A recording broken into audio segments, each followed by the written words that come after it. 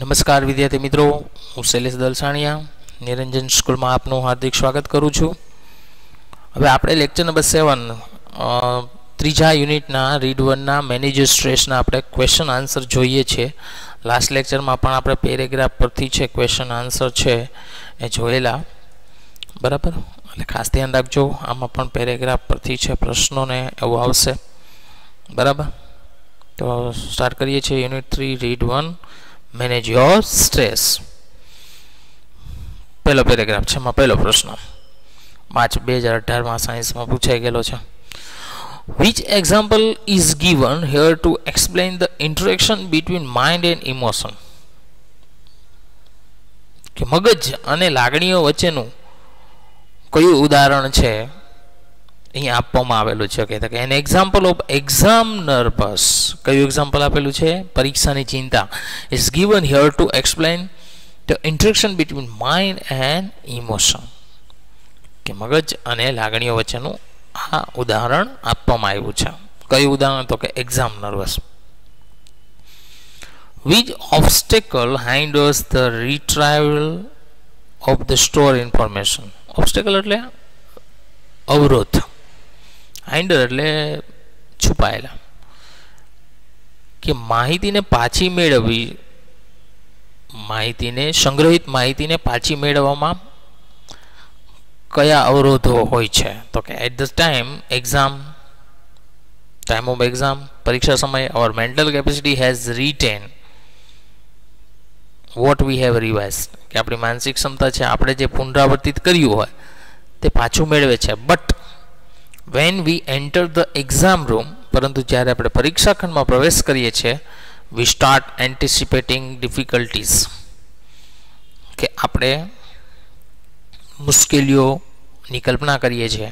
And that fear of imaginary failure makes us forget all. અને નિષ્ફળતાની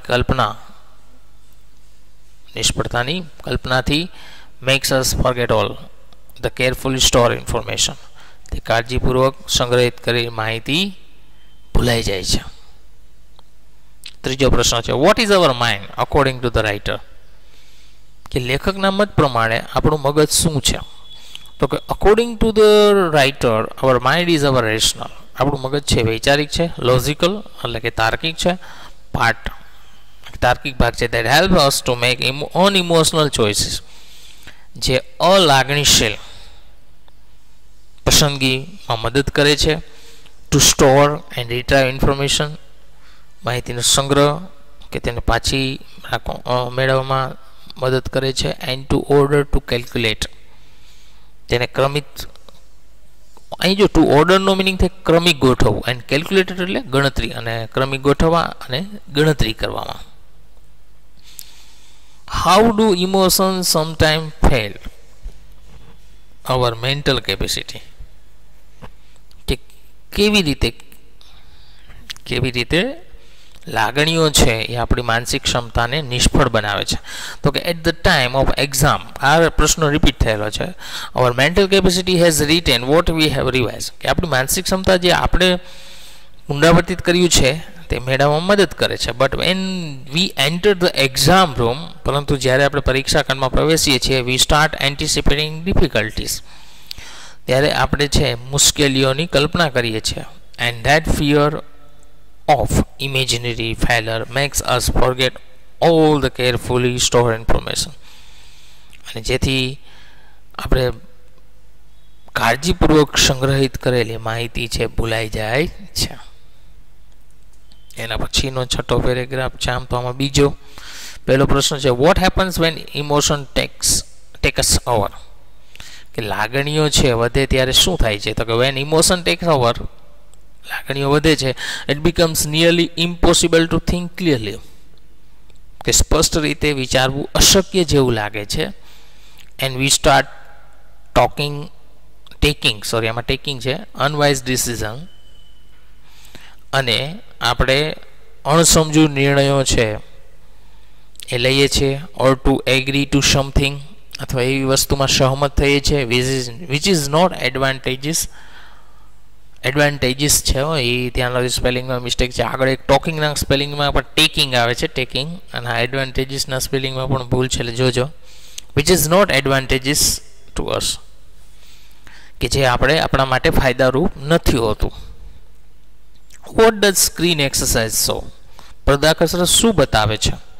તો કે the screen exercise show us, કે પડદા કસરત આપને બતાવે છે હાઉ ટુ સ્ટેપ બેક, કે કઈ રીતે ભૂતકાળમાં જવું, and emotionally detach our self from hour current situation, અને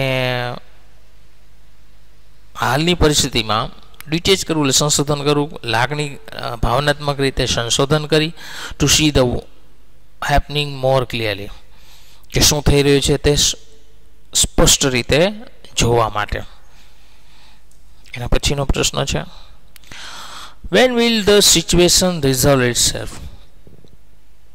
પરિસ્થિતિ ક્યારે તેની જાતે એનું નિરાકરણ થાય? તો કે if one keep one's aim firmly mind, કે જ્યારે પોતાના મનમાં છે નિશ્ચય રાખે, એ ફર્મલી ઇન માઇન્ડ એટલે નિશ્ચય રાખવો, the situation will look after itself, કે પરિસ્થિતિ આપોઆપ છે રિઝોલ્વ થશે, and he has not to worry about it, અને તેના વિશે ચિંતા ન કરવી. what will lead to the desired result, ઈચ્છા પ્રમાણેના પરિણામ સુધી શું લઈ જાય છે? તો કે if one stay focus on the positive outcome, કે જો કોઈ હકારાત્મક પરિણામો ઉપર ધ્યાન કેન્દ્રિત કરે, one can think more clearly, તો તે સ્પષ્ટ રીતે વિચારી શકે છે, and make a better decision, અને સારા નિર્ણયો લઈ શકે, which will eventually lead to the desired result, કે જે ઈચ્છા પ્રમાણેના પરિણામ સુધી લઈ જશે. ઇવેન્ચ્યુઅલીનો મિનિંગ થાય ધીમે, અંતે, અને અંતે તે ઈચ્છા પ્રમાણેના પરિણામો સુધી લઈ જશે. ત્યાર પછીનો પ્રશ્ન છે, why do we feel tired in the beginning of the day, કે દિવસની શરૂઆતમાં આપણે શા માટે થાકી જઈએ છીએ, થાક અનુભવીએ છીએ?